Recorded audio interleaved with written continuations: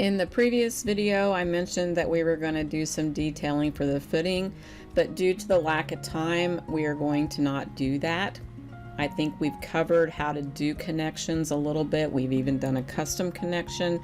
So hopefully you at least have enough of an idea of how to do that, that if you were in an office situation, you would at least know how to begin. So what we're going to cover in this video is something that we haven't really covered in any of the other Revit courses, and that's how to set up dimensions, your sheets, etc. So let's get started with that. So I want to start with my first floor plan. If I look here, I've got some sections I created earlier just for viewing purposes. So I want to go ahead and delete those. And then I want to make sure I have things turned on that I want. You'll notice in this plan we're seeing that cross bracing. That's kind of how Revit does things. Typically when we're doing a floor plan, if you remember correctly, we're cutting at a certain height and then we're looking down. So in reality, if we looked at this in our 3D view, we should only see parts of these. We should not see the entire thing going all the way across. We should only see parts of it. But if we go back to our plan and we go to our view range, like I said, typically we set our cut plane somewhere around 3 feet, 3'6", 4 foot. So I'm going to go ahead and set that at 4 foot, and then I have to set this associated level at least a little bit higher than that. So I'm going to set that at 6 feet, and I'm going to say apply, and I'm going to say okay. And you see this didn't change. It didn't change because that's just how Revit does things. So you have the choice of either leaving them on completely or turning them off in this particular view. I'm going to leave them on. I'm going to look at my level 2. I'm seeing my beams that we created here, so that is good. I'm seeing my columns here, and again I'm seeing the cross bracing.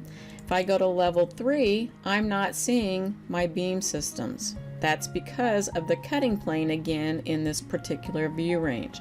So if I go to my view range, you'll see it's set at 1 foot and 2 foot. So I'm going to set this extremely high so that I make sure I see everything. So I'm going to set it at 15 feet and 17 feet. And if I hit apply and say okay, now I can see all of those purlins and my rafters that we have in there. So now I'm going to go back to my level 1 plan, and I'm ready to start putting some dimensions on here. So if I go to my Annotate tab and I go to Aligned for my dimension, you'll see I have some dimension styles in here. Again, your office will potentially have their own styles and sizes that they want you to use. I'm going to use the Arrow 3/32 Arial, but typically we always want our text height to be at an 1/8 inch. This is putting it at 3/32. So if I go to Edit Type, I'm going to duplicate this and I'm going to change this to 1/8 inch. And I'm going to get rid of the 2 just because I like to make things clean. Say okay. And then I'm going to come down here and I'm going to find my text height. It's actually text size. So I'm going to change that to 1/8 inch, and everything else I'm just going to go ahead and leave as is, and I'm going to say okay. I could bring in my own types, but we're just going to go with what we have here. So the other thing before I start getting too far along is I want to make sure of what's going to fit on my sheet. So if I come down here to my sheets, you see I don't have any sheets in here. So I'm going to right click on that and I'm going to go to New Sheet. And in this box you see I only have a 30 by 42. So I want to go to Load and I want to pick 22 by 34 and I want to say Open. And I want to say OK. So now if I go to my sheets, I have one sheet in here. So to place my drawing on here, if I go back to my level 1, you see it's set at an 1/8 inch. So now I'm going to go back to that sheet, and to put that drawing on there, all I have to do is take it and drag it into place.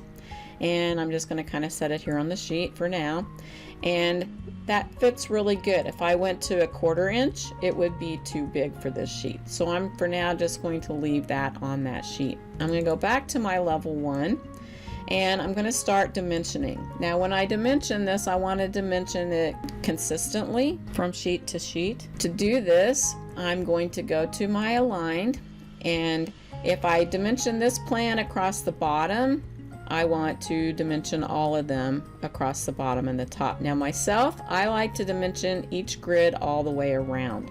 That way, just in case something is askew, because sometimes in a building we may have grid lines that go at an angle. So I'm going to start here with my A, and I'm going to go to B, and I'm going to go to C, and I'm going to place this right about here. And then I'm going to go to the left side, and I'm going to click each one of my lines. And again, to get this to stop, I just come out to the side and make sure it's not selecting anything and pick that. And then I'm going to do the same here. And I typically like these to be inside my grid lines, not out here. And then I'm going to do the same on this side.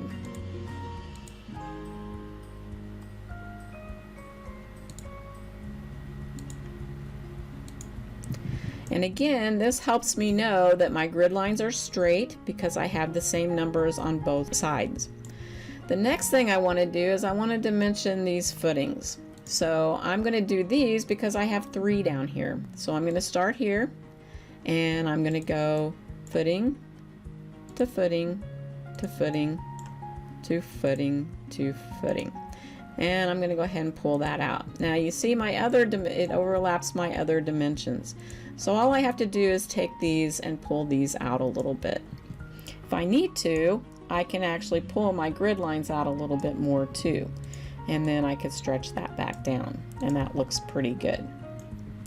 And then I'm going to come down here and do the same thing since I only have 2. I'm going to pick here, here, here, here, and place. Here I'm good on dimensioning as far as my grid lines go. So again, on this side, I only need to do 1 because they're all the same across here. So I'm going to pick here, here, here,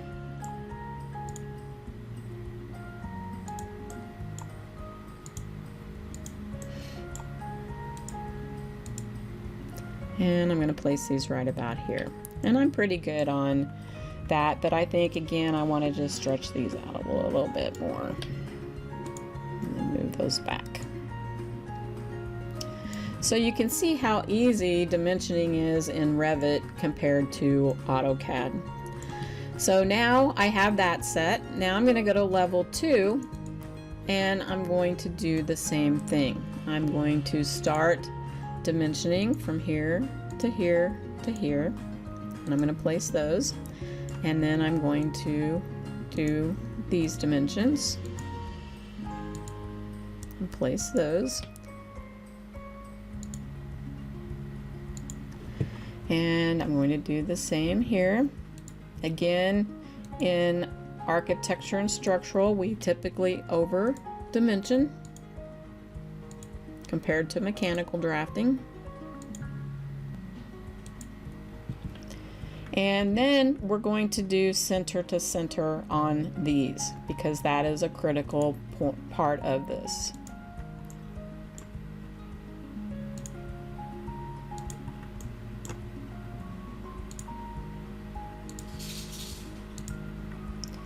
And then I'm going to place those dimensions out here.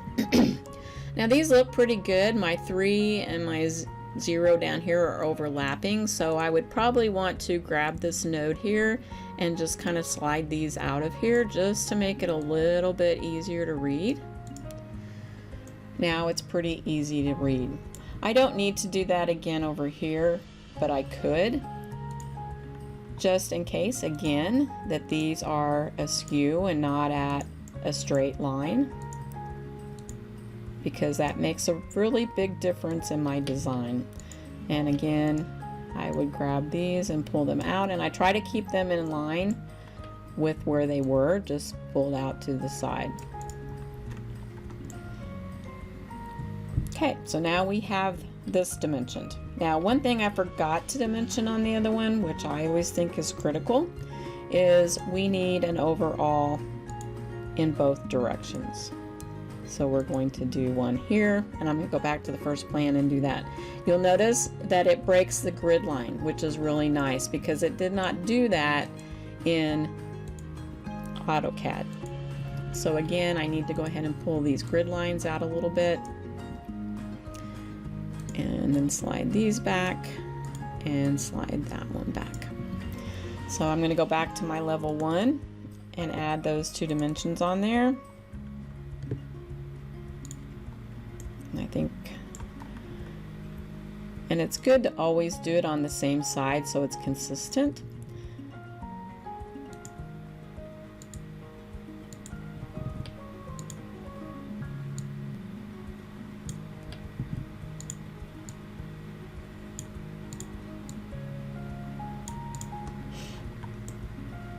And this one's actually out a little far, so I can go ahead and slide it back in.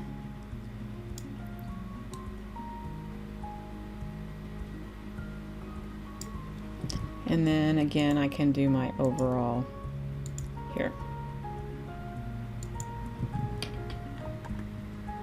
And again, I think I'm going to slide those out just a little bit.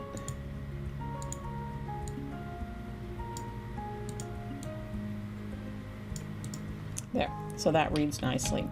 Now I'm ready to go to my level 3 plan, and you can see I have a lot more to dimension here. So again, I'm going to start out and I'm going to go to the centers of my purlins. And you'll notice that it doesn't look like it's actually on the center. That's because if you remember, these are at an angle. So I'm going to go from the center to that line, even though it doesn't look like it is the center. That is the center, so make sure you pick that line.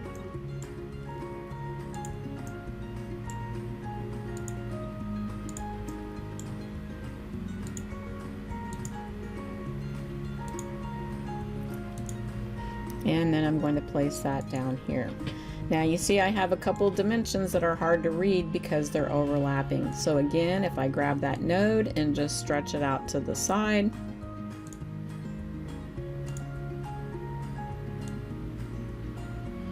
I can read that. Now this one here in the middle, I need to kind of pull it down and below. And now I can read all of those dimensions. And now I am ready to do my grid lines. And then I'm going to do my overall. Here I'm going to do my grid lines.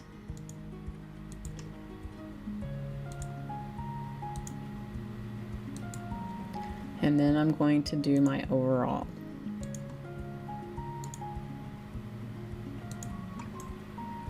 And then I'm going to do the same thing up here.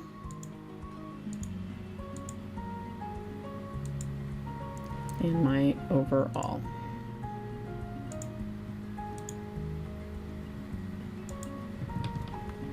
And I'm going to slide these both down a little bit. There we go. And then I'm going to do the same thing over here.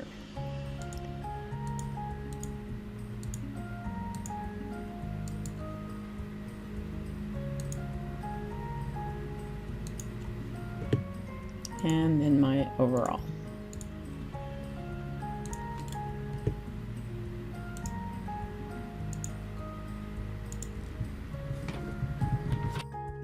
So now I have dimensioned all 3 plans, and you can see how simple that is compared to AutoCAD, and it adjusts accordingly and things look really, really nice. So that's going to conclude the video on annotation. Next, we're going to get into doing some sections and some tags so that we can continue on with setting up construction documents.